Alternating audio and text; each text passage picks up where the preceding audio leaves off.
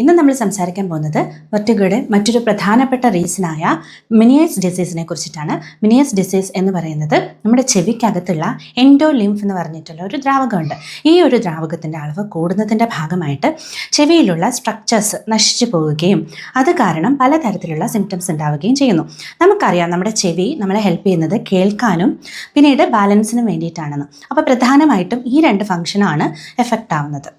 ഈ ഒരു അസുഖം അതിൻ്റെ മൂർധന്യത്തിലെത്തുമ്പോൾ, അതായത് അതിൻ്റെ 3rd സ്റ്റേജിലോട്ട് എത്തുമ്പോഴത്തേക്കിനും നമുക്ക് ഇടയ്ക്കിടയ്ക്ക് വരുന്ന വെർട്ടിഗോ ഒക്കെ ഒന്ന് കുറഞ്ഞിട്ട് അതൊരു കംപ്ലീറ്റ് ബാലൻസിനുള്ള ഒരു പ്രോബ്ലം ആയിട്ട് മാറുന്നു. നമുക്ക് നടക്കാനുള്ള ബുദ്ധിമുട്ട്, നടക്കുമ്പോൾ ഒക്കെ വീണു പോവുക എന്നുള്ളൊരവസ്ഥയിലേക്ക് വരുന്നു.